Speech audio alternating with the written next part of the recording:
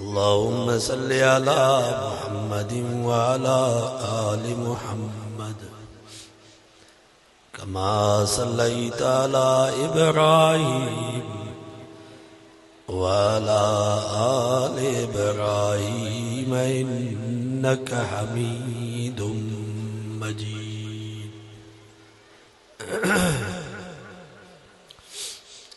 यारें सिपारे सूरत यूनुस की एक आयत तव्हांजे साम्हूं तिलावत कई वई आहे। इन आयत में अल्लाह ताला अवां असांजी जिंदगी जो एक अजीब ऐं गरीब मिसाल बयान फरमायो आहे। फरमाई इन्नमा मसलुल हयातिद दुनिया कमा, ओ दुनिया जा इंसानों तव्हांजी हयाती पोख वांगुरु अथव। जियां ज़मीन में कॾहिं कणिक जी पोख, कॾहिं सारनि जी पोख, कॾहिं वोङनि जी पोख, कॾहिं कमंद जी पोख। सारनि जो लाबारो थींदो कणिक जी पोख, कणिक जो लाबारो थींदो वोङनि जी पोख, वोङनि जी कटाई थी कमंद जी पोख। फरमाई इन्नमा मसलुल हयातिद दुनिया कमा, ओ दुनिया जा इंसानों तव्हांजी हयाती भी ने पोख वांगुरु अथव। जियां ज़मीन साॻी हूंदी आ पर पोख मट भी रहबी आ, इएं ही दुनिया जो जहान, दुनिया जो चरखो साॻो पियो हलंदो पर तव्हां मट बार बहु सदाई न हूंदो। को वक्त अगो इन जगहुनि जा मालिक, ज़मीनुनि जा मालिक ऐं वारिस तव्हां ई असांजा वॾड़ा हुया। विया वीचारा आस्ते आस्ते वञी क़ब्रिस्ताननि खे आबाद कयऊं। वरी तव्हां ई असां मालिक ऐं वारिस बणिया वेठा आहियूं। ऐं यादि रखो परवारी जा मुसलमानों, मौत जो लाबारो रात ॾींहुं हलेव पियो। वरी 40-50 साल खां बाद तव्हां ई असां भी आस्ते आस्ते हलिया वेंदासीं। वरी भी पई नंढड़नि जी पोख त्याग थी। हिकिड़ो काफ़िलो वियो हलियो, असांजा अब्बा विया, ॾाॾा विया, नाना विया। बाबो असांजे हयातीअ में फौत थी वियो। ॾाॾो बि असां ॾिठो, ॾाॾो बि वियो हलियो, नानो बि वियो। इहो काफ़िलो। हाणे असां पाण बाबा ॾाॾा नाना बणिजी वियासीं।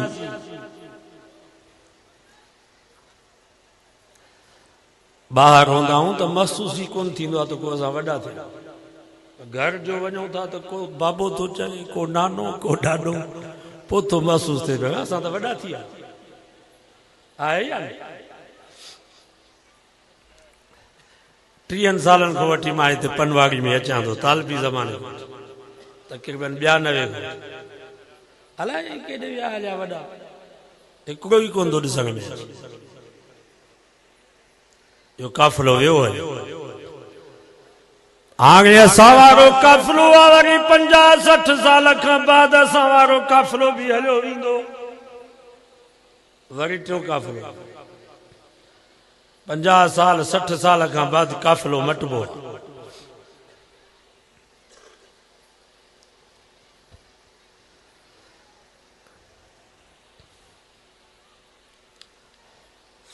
वरी मरण खां बाद उथबो भी। मता तव्हां सम्झो त मरी वियासीं त छुटासीं। उथंदासीं भी ईअं ई जीअं पोख ज़मीन मां निकिरंदी आहे। ॾिसो पिया नी पोख। हदीस में अचे तो 40 ॾींहं 40 रातियूं वॾी बारिश पवंदी। पोइ पूरी दुनिया जा इंसान हज़रत आदम खां वठी हज़रत ईसा ताईं, हज़रत ईसा को वठी क़यामत जे दीवार ताईं जेके नबी रसूल साहबा आल बैत बुजुर्ग वली है, इमाम शहीद नबी रसूल, मुला मौलवी जाकिर जवार पीर फकीर, मुसलमान काफर, जेके मरी विया मिट्टी थी विया या वांगन बाहि में 4.5 दरिया में उछलाई फाड़ींदड़ जानवर उन्हनि खे खाई या मच्छियूं उन्हनि खे खाई वयूं। नबी से फरमायो सब इंसान कब्र मां ईअं ॿाहिरि निकिरी ईंदा जीअं पोख ज़मीन मां ॿाहिरि निकिरी ईंदी आहे। ॾिसंदा न वारीअ जा दड़ा का शइ कान हूंदी आहे, मींहुं वसंदो आहे त अलाए किथां गाह निकिरंदी, असां बि ईअं ई निकिरंदासीं। पोइ जेकॾहिं ईमान ऐं अक़ीदो सही हूंदो, अमल चङा हूंदा, निमाज़ जी पाबंदी कईसीं, नबी साईं जे सुन्नतुनि खे ज़िंदा कयोसीं, त पोइ गुलाब जे गुल वांगुरु सुहिणा ख़ूबसूरत सेवता थी करे ॿाहिरि निकिरंदासीं। पर जेकॾहिं ईमान ऐं अक़ीदो सही न हूंदो, अमल चङा न हूंदा, पोइ त साईं रब पनाह ये पोख ते मेहनत कबी आहे, हर ॾिबो पाणी टाइम जो ॾिबो, गुड ॾिबी, फुहारो ॾिबो, कलर भांग ॾिबो, त पोख भली थी करे ॿाहिरि निकिरंदी आहे।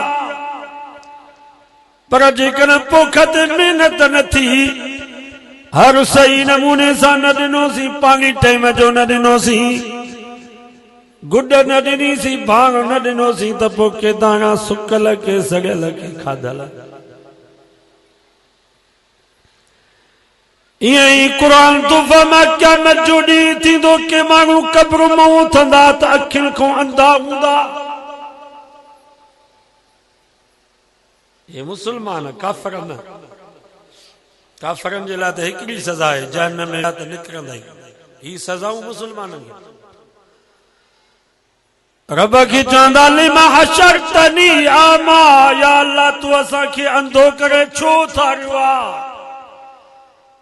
वक़द कुंतु बसीरा, मां त दुनिया में ॾिसंदोसि, एॾी मुंहिंजी नज़र चिटी हूंदी जो खट ते सुतो पियो हूंदोसि, 50,000 फुट मथे हवाई जहाज़ उॾामंदो वेंदो हो त उहो बि ॾिसंदोसि, 5 किलोमीटर कंडारे जो टावर मां ॾिसंदोसि।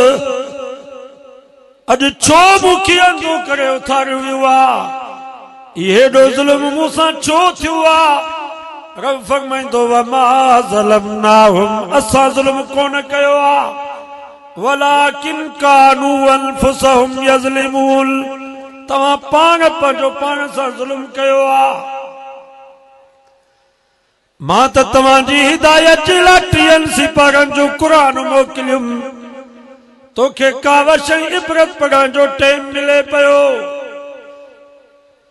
नावल ऐं रिसालल पढ़ण जो तोखे टाइम मिले पियो, मोबाइल ते इंग्लिश में को मैसेज पियो अचे, पाण न पियो पढ़ी सघीं त ॿियनि खे पियो चईं त पुट ही मैसेज त पढ़ी ॿुधायो। पर 60 साल 70 साल तुंहिंजी ज़िंदगी गुज़री वई, क़ुरान मजीद जी तिलावत पंहिंजी जाइ ते, क़ुरान मजीद ॿुधम त पंहिंजी जाइ ते, पर क़ुरान मजीद जी तो ज़ियारत बि न कई। काल कज़ालिक, जैसी करनी वैसी भरनी, काल कज़ालिक अततक आयातुना फनसीतहा वकज़ालिकल यौम तुनसा। तू क़ुरान खां अंधो थिए त जेकॾहिं मां तोखे अंधो कयो आहे, ॾोह मुंहिंजो कोन्हे, ॾोह तुंहिंजो आहे। ज़ुल्म असां कोन कयो आहे, तो पाण पंहिंजो पाण सां ज़ुल्म कयो आहे। सम्झो क़ुरान सचो। मां जेकॾहिं हिते कंहिंखां पुछा कया त साल में घणा क़ुरान जा ख़त्मा कढंदा हो, त जवाब ज़ीरो। असांजा रमज़ानी हाफ़िज़ बि शाबान महीनो ईंदो पोइ ॾाढी रखंदा, कारी साहब खे चवंदा त वारो कर ख़तम पढ़ा, ख़तम ॿुध, रमज़ान पढ़ाइणो आहे। शुक्र थियो जो रमज़ान में हाफ़िज़नि खे पैसा ॾियो था, ये पैसा न ॾियो त ख़तम ई न पढ़े। हिकिड़ो हाफ़िज़ साहब हुयो, सॼो रमज़ान ख़तम पढ़ायुमि, 19 रकातूं रोज़ानो इशा, 20 रकातूं तरावी, पछाड़ीअ में ॾिनऊं कुल 2000, हिसाब जो कयुमि त रकात बि टके में न। सो इन्हनि हाफ़िज़नि जी ख़िदमत कंदा कयो।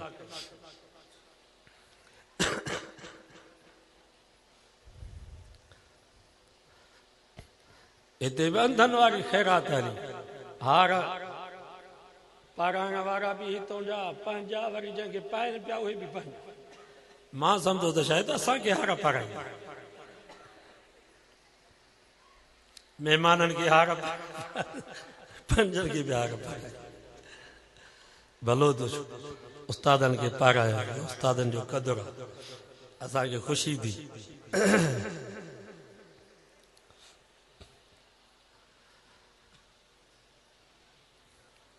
हाजी साहब त रफ़ीक शाह जो गज़ल चयो, उलर हफ़ीज़ जो गज़ल चयो, उनखे पैसा ॾिनव, मां क़ुर पियो पढ़ां, मूंखे टको बि न पियो। इहो भलो था कयो, नात ख़्वाननि जी ख़िदमत कंदा कयो, अलाह ऐं अलाह जे रसूल जी तारीफ़ कंदा।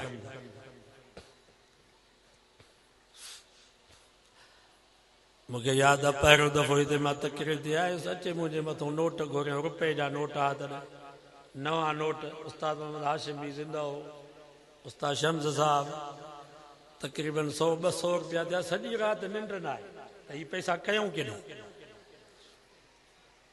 इहो बि दौर हो। असांजो उस्ताद हो हिकिड़ो मोहम्मद उमर, उहो चए पियो त मुंहिंजे ॾाॾे खे पेंशन मिली 3 रुपया, अंग्रेज जो दौर हो, 3 रुपया चांदीअ जा ढिंगरा उहे मिलिया। त असांजो ॾाॾो, असांजी ॾाॾी केॾी महिल उहे 3 रुपया ॻंढ में ॿधी छपर में पिया रखनि, केॾी महिल किथे कंहिं कमरे जी कुंड में खॾ पिया खोटनि, केॾी महिल चुल्हे में पिया खॾ खोटनि। अची परेशान थिया, चऊं बाबा अंग्रेज असांखे 3 रुपया ॾिना आहिनि, असां परेशान आहियूं, इन खां न ॾियनि हा त भलो। इहो बि दौर हो। तंहिंजे करे पुराणा माण्हू भला, अॻियो दौर भलो। अॻे नंढा हूंदा हुआसीं चवंदा हुआसीं चङा वॾा थियूं, कारुनि ते घुमूं, पर हाणे था चऊं त चङा बचपन वारो दौर भलो आहे या न?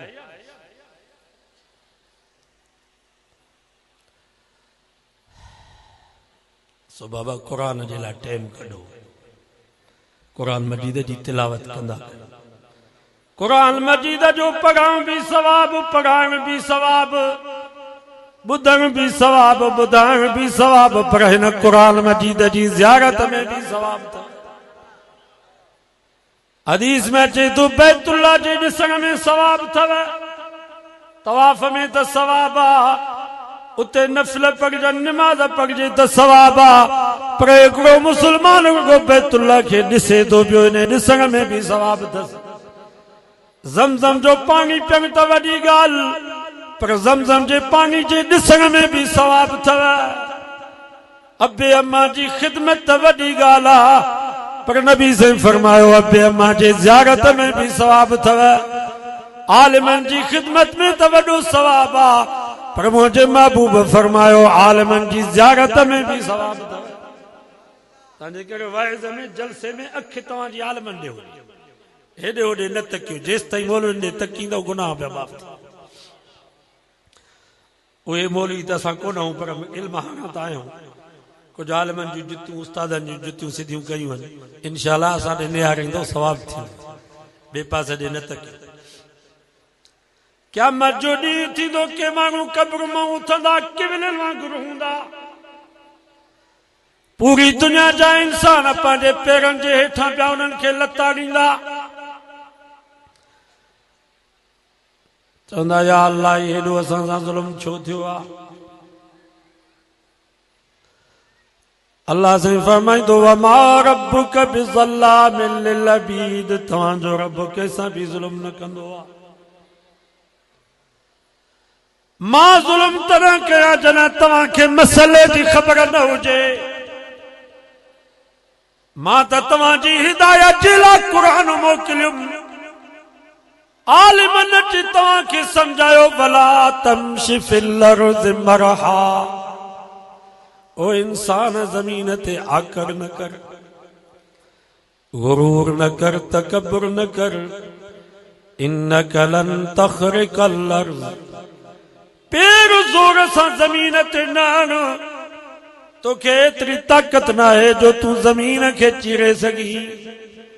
कंधो मथे करे निराड़ ते टोपी रखी, बोस्कीअ जा पटका पाए, कंध के धूणे करे नहल, वलन तबलुगल जिबाल तूला। तोखे एतरी ताकत काने जो तू जबलन जे चोटी के पहुंची सगी। आलिमन तव्हांखे समझायो अव्वलु का कतरतुल, तुंहिंजी इब्तिदा पानी जो गलीज़ कतरो। लटे के लगे तो लटो पलीत, बदल के लगे तो बदल पलीत। जिस्म मां बाहर निकरे तो मस्जिद में वञण जी इजाजत ना है, कुरान पढ़ण जी इजाजत ना है। यखरुजु मिन बैनि सुल्बि वत्तराइब, फल्यंजुरिल इंसानु मिम्मा खुलिक। ओ निमक हराम इंसान, कॾहिं पंहिंजे असलियत ॾे निहार त तोखे पैदा छा मां कयो वियो।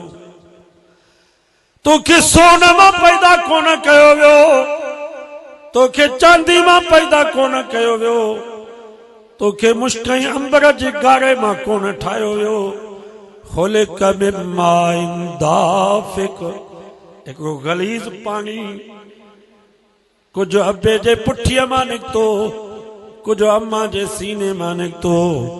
उन गलीज़ पाणीअ मां रब तोखे ठाहियो आ। हिंदू बागड़ी भील कोली वाणिया, गिदड़ खाईंदा, बगड़ खाईंदा, सूअर खाईंदा, मुअल जानवरनि जूं खलूं लाहे करे उन्हनि जो गोश्त खाईंदा। पर जंहिं पाणी मां इंसान पैदा थियो आ, ये एडो त गलीज़ पानी आ जो काफर भील भी उन्हें पानी को नफरत पियो करे। आलिमन तव्हांखे समझायो वला तफरहू, फोंड न कयो। वल्लाहु ला युहिब्बु कुल्ल मुख्तालिन फखूर। रब फरमायो जेको फोंड कंदो टिली करे हलंदो, इहो मां रब खे न वणंदो आ, मां रब घाटो भञंदो सा। पर तो वटि थोरो पैसो आयो ज़मीन जो, इलाइक़े जो नाज़िम चेयरमैन बणिजी वे, मिनिस्टर बणिजी वे।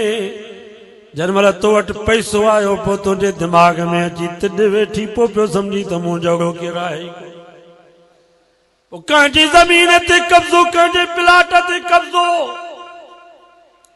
कमाल दरो जे सूबेदार खे दावत करे पंहिंजे थाणे जो पाण खे मालिक पियो सम्झी त मां थाणे जो मालिक आहियां, मूंखे ताक़त है जंहिंखे बदिरायां, जंहिंखे छॾरायां। रब फरमाईंदो, ये गरीब मिसकीन जेके तोखे लताड़नि था पिया, इहे उहे गरीब अथई जंहिंखे दुनिया में तो बेडो ही निपूड़ियो। हाणे उहे तोखे लताड़नि था, ॾोह मुंहिंजो को तुंहिंजो आ। ज़ुल्म असां कोन कयो आहे, ज़ुल्म तो पाण पंहिंजो पाण सां कयो। सचो क़ुरान सचो ये थींदो। क़यामत जो ॾींहुं थींदो के माण्हू क़ब्र मां उथंदा। हदीस में चे तो नबी से फरमायो, मर्दन जी पेशानी ते औरतुनि जी ओघड़, औरतुनि जे पेशानी ते मर्दन जी ओघड़ चंबड़ियल हूंदी। इहो गलीज़ पाणी पियो वहंदो, जंहिं पाणी मां इंसान पैदा थियो आहे, जेको उन्हनि जे वात में पियो पवंदो। जहन्नमी भी चवंदा, या अल्लाह हिननि किननि माण्हुनि खे कढ। हिते जो अहिड़ो माण्हू अची वञे त केरु ॾिसंदो न। चवंदा, या अल्लाह एॾो असां सां ज़ुल्म छो थियो आहे। अल्लाह साईं फरमाईंदो, वमा ज़लमनाहुम, असां ज़ुल्म कोन कयो आहे, तव्हां पाण पंहिंजो पाण सां ज़ुल्म कयो आहे। मां त तव्हांजे हिदायत जे लाइ क़ुरान मोकिलियुमि। आलिमन अची तव्हांखे सम्झायो, वला तक़रबु ज़िना, ज़िना जे वेझो ई न वञिजो। ज़िना जे ईअं रब कोन फरमा वला तज़नू, ज़िना न कयो। रब फरमा वला तक़रबु ज़िना, ज़िना करण त वॾो गुनाह अथव, पर वला तक़रबु ज़िना, रब फरमायो ज़िना जे वेझो ई न वञिजो। माना ज़िना जा सबब ई इख्तियार न कजो। परायन औरतुनि खे ॾिसण, अखियुनि जी ज़िना, धारन औरतुनि जो आवाज़ ॿुधण कननि जी ज़िना, परायन औरतुनि सां ॻाल्हाइण ज़ुबान जी ज़िना, परायन औरतुनि खे हथ ॾियण हथनि जी ज़िना, ग़लति इरादे सां माण्हू पंधु करे वञी किथे पहुतो त पेरनि जी ज़िना। क़ुरान तो फरमाए ज़िना जा सबब ई इख्तियार न कयो। मां अॻे हफ़्ते ठुल वियुसि, उते दोस्तनि ॻाल्हि कई त असां हज़रत साहिब अब्दुल अज़ीज़ ॿेर वारा अल्लाह उन्हनि जी ज़िंदगी में बरकत फरमाए साईं जन जी दावत कईसीं। पोइ साईं जन खे अर्ज़ु कयोसीं असां मानी जो बंदोबस्त घर में कयो आहे, महिरबानी फरमायो घर हलो, दुआ भी घुरो, बरकत जा कदम भी अॼु रखो। त हज़रत साईं अब्दुल अज़ीज़ अल्लाह साईं जन जे ज़िंदगी में बरकत फरमाए फरमायो पुट मां हिन शर्त सां घर हलंदुसि जो घर में का औरत जो आवाज़ मुझे कन ते ॿुधण में न अचे। जेकॾहिं का औरत जो आवाज़ मुझे कन ते ॿुधण में आयो त पोइ मां न मानी खाईंदुसि न पाणी पीअंदुसि, पोइ मूंखे मयार न ॾिजो। बुज़ुर्ग थींदा न ईअं। अॼु माण्हू बुज़ुर्ग उनखे था चवनि जेको माइन जे विच में अची पटको पाए वेहे।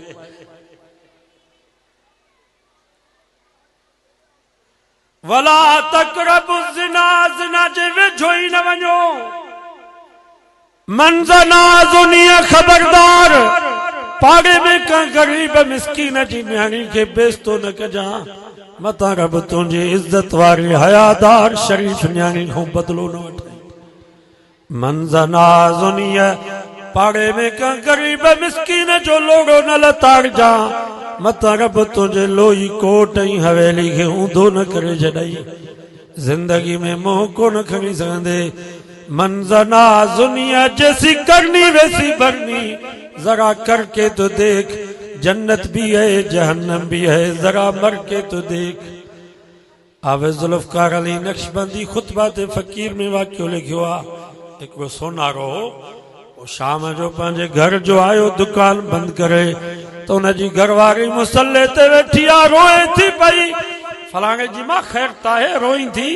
चई ख़ैर छा जो, ही गॾा गाॾे वारो मज़दूर जेको पाणीअ जा दॿा भरे ॾेई वेंदो आहे, मां पाणीअ जो दॿो जो वठांसि पई त मुंहिंजे हथ खे पकड़ियई, ज़ोर ॾिनई, ग़लति इरादे सां छॾे ई कोन पियो। मसरब मुंहिंजी इज़त बचाई आहे। त सोनारे रोई करे चयो ॾो तुंहिंजो कोन्हे, ॾो मुंहिंजो आहे। मन ज़ना ज़ुनिया, जैसी करनी वैसी भरनी, जरा करके तो देख, जन्नत भी है जहन्नम भी है, जरा मर के तो देख।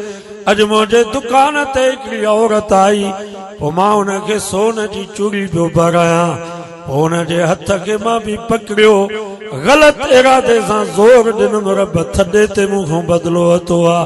ॾो तुंहिंजो कोन्हे, ॾो मुंहिंजो आहे। इन ज़िना दैनुन, ज़िना कर्ज़ अथव। इन ज़िना दैनुन, ज़िना कर्ज़ अथव। कर्ज़ पुराणा न थींदा आहिनि। ॿिए जी न्याणी, ॿिए जी भेण, ॿिए जी अम्मा, ॿिए जे घर वारे जी इज़त जी हिफ़ाज़त कयो त रब असांजे नंगनि जे इज़तुनि जी हिफ़ाज़त कयो। अल्लाह जो नबी तो चवे ज़ानी मर्द औरतूं जंहिं महिल कब्र मां ॿाहिरि निकिरी ईंदा, मर्दनि जे पेशानी ते औरतुनि जी ओघड़ चंबड़ियल हूंदी, औरतुनि जे पेशानी ते मर्दनि जी ओघड़ चंबड़ियल हूंदी। इहो गलीज़ पाणी पियो ओघड़ मां वहंदो जेको उन्हनि जे वात में पवंदो। सचो अल्लाह जे नबी सच फरमायो।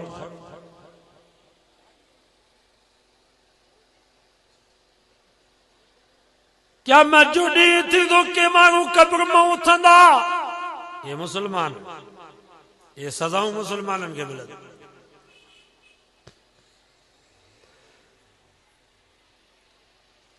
नबी साईं फरमायो उन्हनि जा पेट जबलनि जेॾा हूंदा, नांग बलाऊं विछूं पिया उन्हनि खे खाईंदा। चवंदा या अल्लाह एॾो असां सां ज़ुल्म छो थियो आहे। रब फरमाइंदो वमा रब्बुक बिज़ल्लामिल लिलअबीद, रब कंहिंसां बि ज़ुल्म कोन कंदो आहे।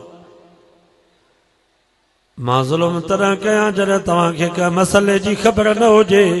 मां त तव्हांजी हिदायत जे लाइ क़ुरान मोकिलियुमि, आलिमनि अची तव्हांखे सम्झायो अहल्लल्लाहुल बैअ व हर्रमर रिबा, बे तिजारत वापार हलाल थव, व्याज हराम थव। 7,000 में पीड़ीता तव्हां बकरी वठी अचो, वरी बे हफ्ते में साॻी बकरी हलाणी जे पीड़ीते 8,000 में जो जायज़ थव, हलाल थव। 70,000 में तव्हां कराची मोट जी में वरती, वरी साल खां बाद 1.5 लाख में जो जायज़ थव, हलाल थव। तव्हां 50,000 में कंजारो में प्लाट वरतो, साल खां बाद 5 लाख में जो जायज़ थव, हलाल थव। पर जेकॾहिं तव्हां कंहिंखे 100 रुपया ॾेई वरी महीने खां बाद 100 रुपया बि वठो ऐं चाराना मथे वठो, रब फरमाए ईअं हराम अथव जीअं सूअर जो गोश्त हराम। आलिमन अची तव्हांखे सम्झायो, नबी से फरमायो व्याज जा 70 गुनाह उन्हनि मां नंढे में नंढो गुनाह एतिरो अथव जो अयन के हर रजुल उम्महू। नबी से फरमायो मुसलमान थी करे पंहिंजे सगी मां सां 70 दफ़ा बैतुल्लाह में निकाह थो करे। लान अल्लाहु व रसूलुहु आकिल रिबा, जेको व्याज खाए थो, व्याज वठे थो, व्याज ॾे थो, जेको वठी वियो हितो पनवाड़ी मां सेठ वटि त मां तोखे व्याज जा पैसा वठी ॾियां, जेके हुते शाहिद बीठा, जेके वकील, जेको मुंशी लिखे पियो, नबी से फरमायो सभु हिकिड़े ॾोह जा ॾोहारी आहिनि, सभिनी ते अल्लाह ई अल्लाह जे रसूल जी लानत।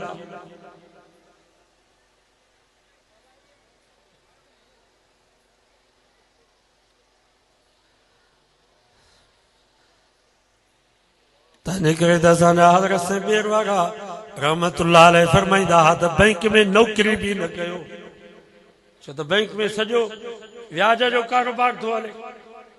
साईं जन फरमाईंदा बैंक जी नौकरी ईअं अथव जीअं को माण्हू चकुलो खोले ऐं उते मुलाज़िम रखे।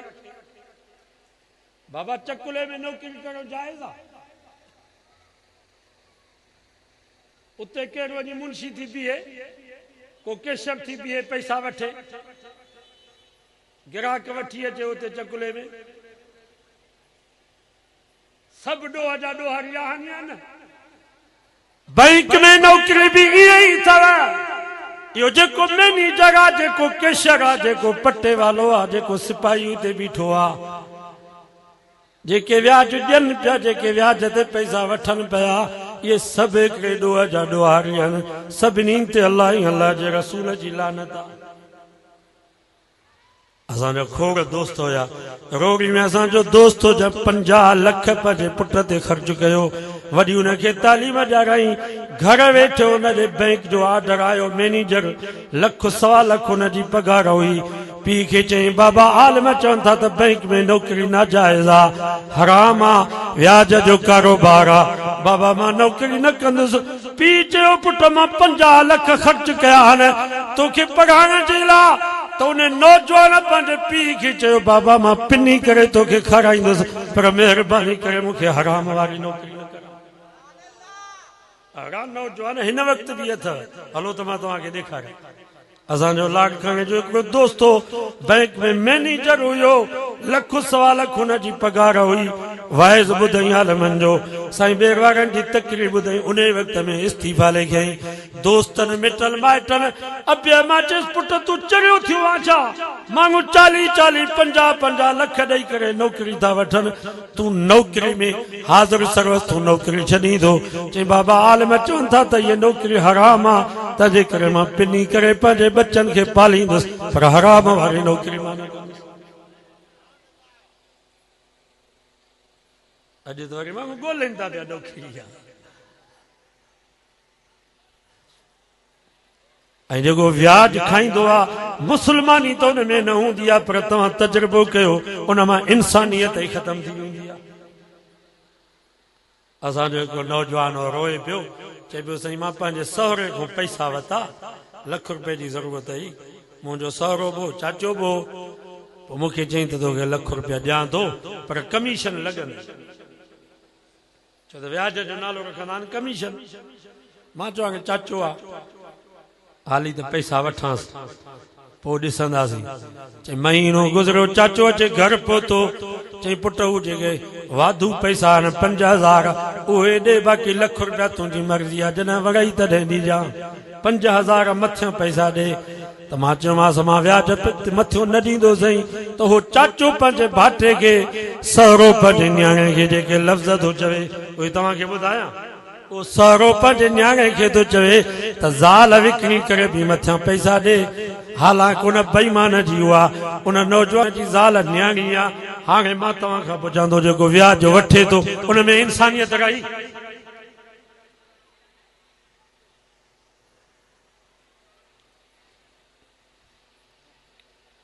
नबी साईं फरमायो इन्हनि जा पेट जबलनि जेॾा हूंदा नाग बलाऊं विछूं पिया खाईंदा मां साल 2 साल थिया झटपट जफराबाद हुयुसि हज़ारे माण्हू इन ॻाल्हि जा गवाह हिकिड़ो हमरायो हुनखे कब्रिस्तान में जनाज़ो पढ़ी करे पूरियूं सामीअ में सुम्हारियूं उन सामीअ खे सिरूं ॾेई करे ढकियूं ओचितो हिकिड़ो कारो नांग निकितो जीअं गप में सुराख कबो आहे ईअं चिदे वांगुरु सुराख करे अंदरि सामी में वियो उन लाश खे वेड़े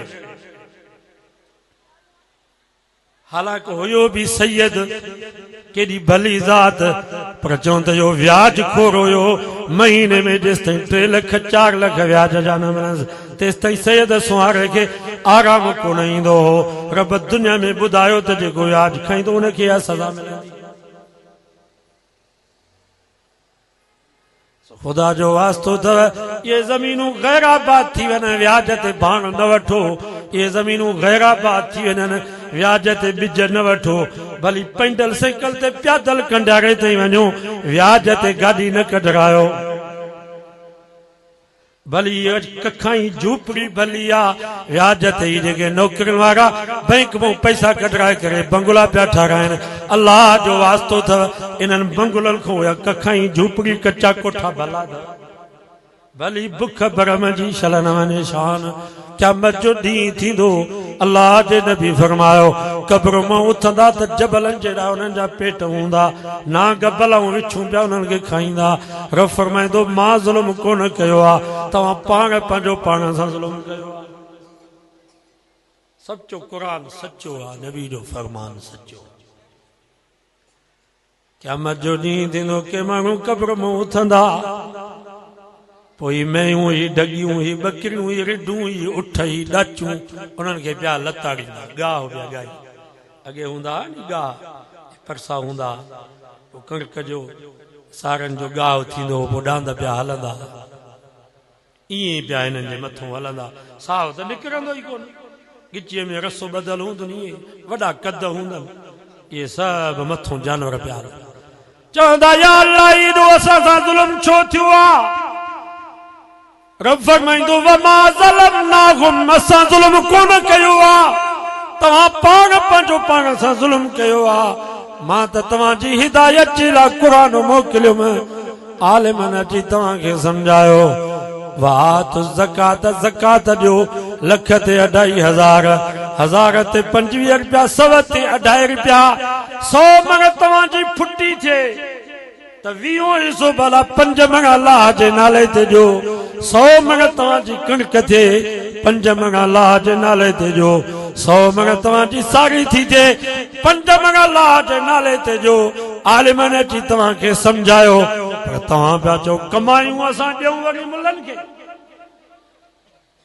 लोॻियूं असां ॾियूं वरी हिननि खे ज़कात कान्हे ही चटी आहे ही टैक्स आहे रब फरमाईंदो ये मेयूं ये ढगियूं ये बकरियूं ये रिढूं इहो तव्हांजो हो माल अथव जंहिंजी तव्हां ज़कात न ॾिनी ज़कात ॾियो हा त इहे जानवर तव्हांखे कुलनि ते खणी वञी जन्नत में पहुचाइनि हा हाणे तव्हांजे मथां इहो गाह पिया था ॻाइनि ॾोह मुंहिंजो कोन्हे ॾोह तव्हांजो आहे वमा ज़लमनाहुम असां ज़ुल्म कोन कयो आहे तव्हां पाण पंहिंजो पाण सां ज़ुल्म कयो आहे सचो क़ुरान सचो आहे नबी जो फरमान सचो क़यामत जो ॾींहुं थींदो के माण्हू क़ब्र मां उथंदा उन्हनि जा ॾंद ई ॾाठूं ऊद जबल जेतिरा ऊद जबल तव्हां ॾिठो